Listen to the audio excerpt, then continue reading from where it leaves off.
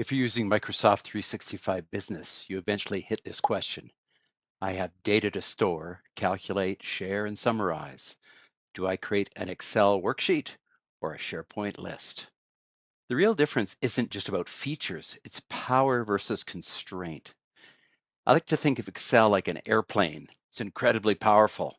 Once you're in the air, you can go anywhere, up, down, left, right, with almost no constraints. You can analyze, model, pivot, chart, and explore data in ways nothing else comes close to. But airplanes take time to take off, and Excel takes time to set up. You design the sheet, build the structure, create formulas, tables, pivot tables, and charts. That setup takes skill and time, and Excel assumes the pilot knows what they're doing. If something goes wrong, the crash can be big. And we use Excel for financial models, deep analysis, and polished reports. Now let's compare to SharePoint lists. Lists are more like a sports car on public roads, fast and capable, but intentionally following the legal laws and kept in their lane. Creating a list, especially with templates, is fast, a paint by numbers approach. Lists are structured and constrained on purpose. Field types, required columns, choice values, permissions, validation, and version history.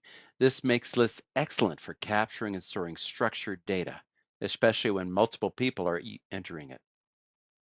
SharePoint lists shine for data entry, collection, and shared access. If you're mostly storing information and using views to see it in different ways, filtered, grouped, sorted, and not doing heavy calculations, then a list is a good choice. Excel and SharePoint lists actually overlap in a lot of ways. That's why we need to pay attention to our choices. Excel and lists both have rows, columns, tables, and both can hold structured data. Both tools support calculated columns, but there's a big difference in power and ease of use. In Excel, creating formulas is fast and intuitive, with thousands of built-in functions for everything from simple math to complex financial or statistical analysis. You can build, adjust, and experiment with these calculations on the fly, making Excel ideal for deep analysis and custom reporting. SharePoint lists, of course, do have calculated columns, but they're limited. Only basic formulas are supported, and the function set is much smaller. This keeps lists simple and reliable for structured data entry, but it means you'll quickly hit a wall if you need to do advanced calculations. Version history is another overlap. It exists in both, but it's different. Excel workbooks stored in SharePoint save versions of the entire workbook. If you need to go back and fix changes, you have to reload the entire workbook and roll back.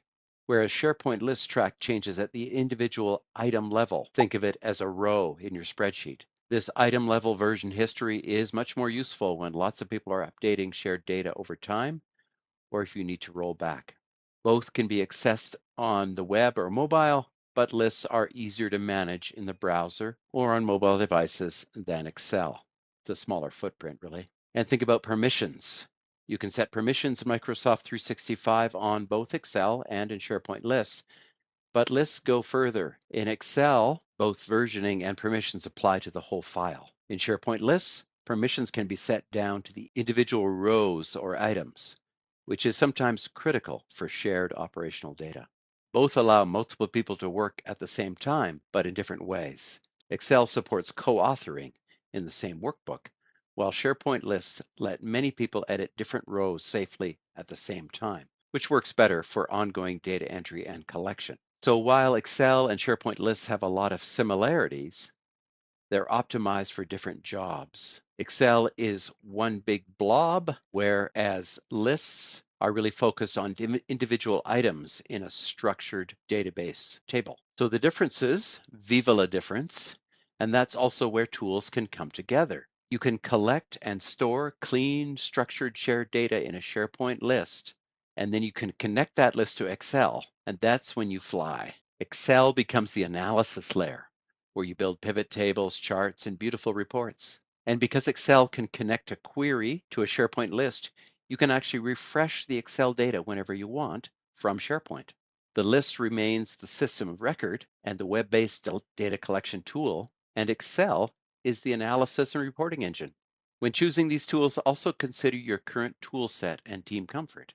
If your organization is comfortable with SharePoint lists, and you have an intranet to link and display them, lists are a great choice for web and mobile access and structured data entry. If your team is still file-centric and prefers Excel, it may be easier to stick with that, stick with what people know, though I encourage learning new tools when possible. So look to SharePoint lists for web and mobile access and item-level structured data entry. Use Excel if you want to work standalone and build complex models. Combine the two if you need clean, reliable data and the beauty and power of Excel for reporting and analysis. If you found this video helpful, please like and follow for more practical Microsoft 365 tips.